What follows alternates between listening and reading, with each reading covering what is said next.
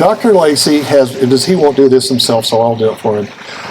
He's been studying this for 58 years. 58 years. He's really into like a lot of the outlaw stuff, and we've had a bunch of really good Butch Cassidy outlaw powwows. Dr. Lacey had a show, and he won an Emmy. Was nominated for 3 Emmys. Okay, and he's an author, and not only that, he's been in the movies for years, and I don't know when the last one he was in, but he's buddies with Jimmy Stewart and Henry. He knows all those guys. Interesting guy. He has a museum, and if you get to know him, he'd probably let you go through it. It's incredible. So anyway, there you go. Thank you. First off, today I'm going to talk about Etta Place. How many know who Etta Place is? Etta Place started out to be Butch Cassidy's girlfriend, and Butch Cassidy's cousin, also first cousin. Her name was Marietta McMullen, and after she became Butch's girlfriend, became the Sundance Kid's girlfriend, and she started teaching school when she was between 16 and 17. In those days, it didn't take much to become a school teacher. She went to South America when she was about 17 or 18 years old. She stayed down in South America for about 4 years. Anyway, she was about 17 or 18 years old when she went to South America with Butch and Sundance and Kid Curry. And she stayed down there for about 4 years and then came back to the United States and resumed teaching school in Leeds, Utah. And taught there for about 1 or 2 years, and then went to Moapa County, Nevada. And that was primarily among the Indians. And she was used to those group of people because that was the type of the Indians that were in South America. She taught school in Moapa for 30 some odd years. She got married in 1914 to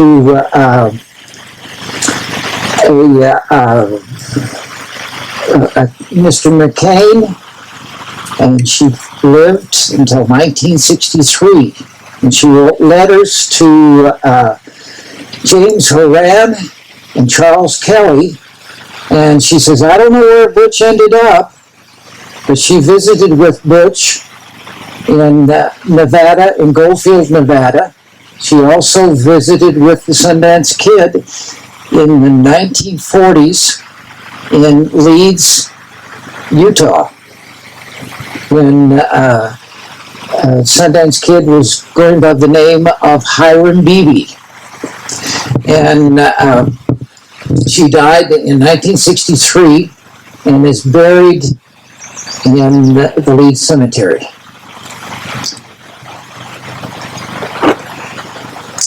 I have a $5 bill from 1899 that I'll have over here that you can look at.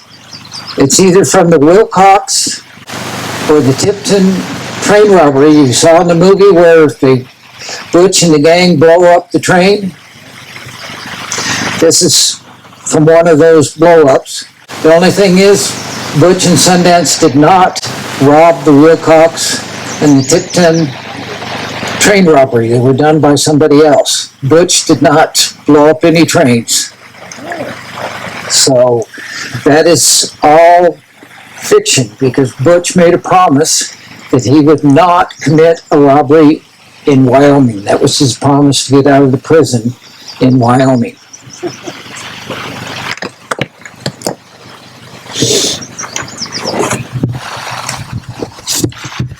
I also have a new picture of Etta Place. She's right there.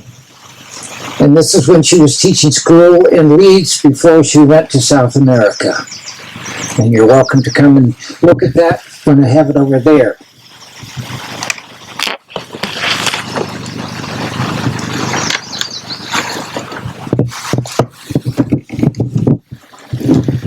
This is an original photo from 1889 in the original frame. And in this picture, this was taken at Matt Warner's Saloon in Green River, Utah. And in the picture is Arthur Parker, Sundance Kid, Butch Cassidy, Dan Parker, Butch's brother. This is Dan Gillis, Butch's uncle. This is Elsa Lay. This is Sheriff Farr from Green River, and this is Matt Warner. And this is his saloon. This saloon was up until 1978. It had been converted into a home.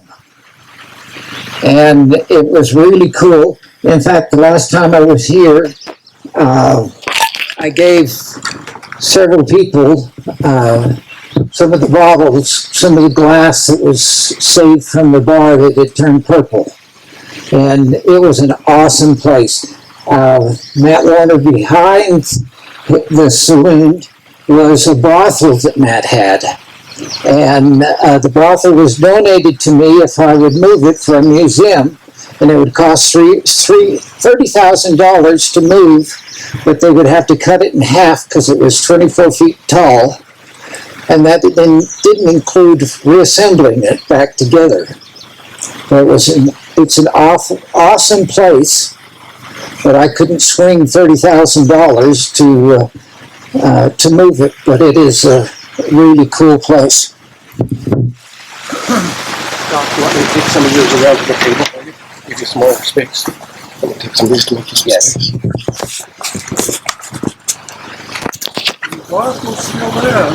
Yes, it is. And I also have a photograph that I just put together of the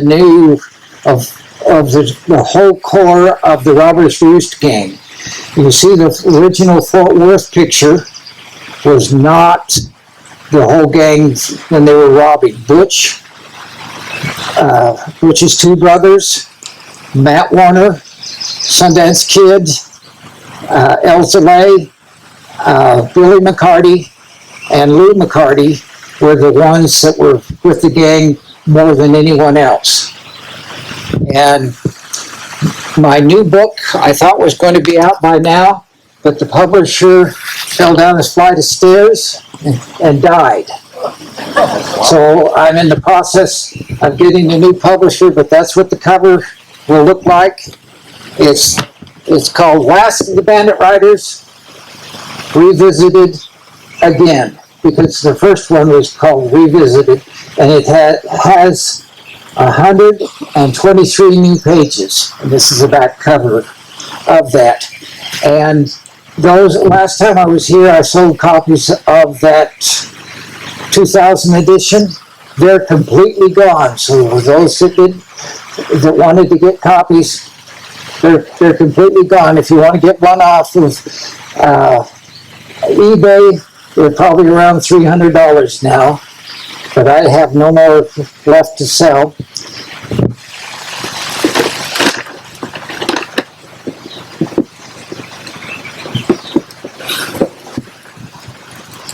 But if anybody's interested, my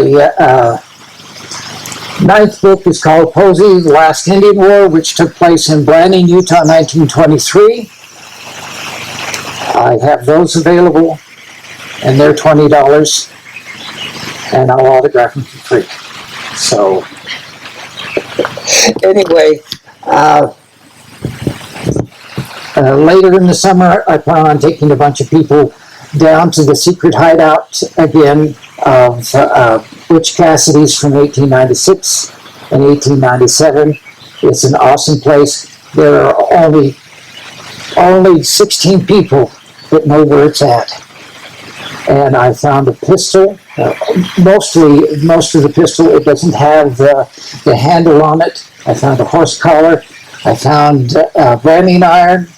The tent posts were still there. They'd taken the buckboard off of the wagon, and that's what was the bottom of the tent. The water was within 20 feet of where the tent was. I went through the garbage. There was fantastic there was peanut butter cans there. There was sardine tins. There was tobacco tins. It was there. It was an awesome place. I would love to live out there, but it takes 3.5 hours to go 32 miles. My father found it in 1954. When it storms on you, you're going to get Yeah. trapped in there.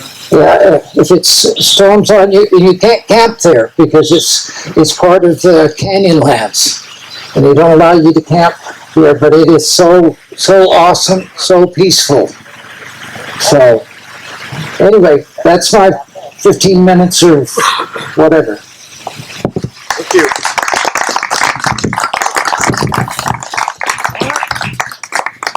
Dr. Lacey, if Mark will let you talk just a little bit longer, tell about Green River when the baseball team and the dog that was supposedly sick. That was really good story. Matt Warner was always doing practical jokes. And he had a dog named Poonce. And Poonce was a fighting dog, but they had the White Sox that was on the train, and they stopped in Green River, and they only had one ball. And Poonce stole the ball when they were playing baseball, and so they couldn't finish the game against the White Sox. White Sox was on the train. They'd stopped and stayed at the Palmer House, which was a big fancy hotel in Green River, and it's since been torn down. It was vacant for almost 20 years. But also, Matt Warner, when he was living in Price, he had taken those prize pit bulldogs to Price. And there was a drunk that used to come into his bar there in Price that he had, and that drunk would come in the afternoon and drink and pass out. And so Matt decided he was going to play practical joke. And Matt Warner was really big on practical jokes. So he decided to strip the guy naked. And he put him in a box, because in the back alley of the bar was this crate that he got this other pit bulldog in. He put this drunk in there, nailed him up, and took him down to the train station, and sent him down to Green River. Green River was 70 miles from Price. He sent a telegram down to his nephew, Lynn McCarty, down in Green River, and he says, expect a package. And of course, Lynn just knew that it was a prize pit bulldog that he wanted. So, and if any of you've ever been to Green River, Utah, you know it's a small town. And so he hurried up and told all of his friends, come to the train station and see this prize pit bulldog. So they all showed up, men, women, and children. And so they get at the train station, and they see this big crate, and they open it up, and this guy falls out naked, and the women are screaming and yelling, and they're using their skirts to cover the little kids so they can't see this naked man. Well, Lynn McCarty, who was Tom McCarty, the outlaw, who was Matt Warner's brother-in-law, hurried up and got a bottle of whiskey, got the guy drunk, put him back in the crate, sent him back to Price, and he didn't know that he'd been gone on vacation. So Matt was a big jokester all the time. It was just really nice. And the same guy, his name was Lucy Lee. He, like I said, he used to get drunk all the time, and Matt had to take him home this one night. And the guy said, well, just leave me on the front porch in the rocking chair. So Matt did. and he sat out there and froze to death. And so he was in a sitting position, and Carbon County at the time did not really have a mortuary. And so in those days you had to sit up with the body. And do you know what sitting up with the body means? You had quart jars with ice so you could preserve the body. Well, rigor mortis had already set in when they found his body, and so he was in a sitting position. So Matt agreed to have him in his bar on a Sunday night before they buried him in the coffin. And they had rocks on his stomach and on his feet because rigor mortis had set in. Well, Matt had this guy that was in there, and he knew that this guy was really scared of dead people. And Matt says, we're all going to have to take turns sitting with the body. And Matt knew that the guy would fall asleep at night there. And so Matt hid while this guy fell asleep, and he removed the rock from the stomach. And all of a sudden the body started to rise in the coffin. And Matt goes, woo! And it scared him so bad, he left Carbon County and they never saw him again.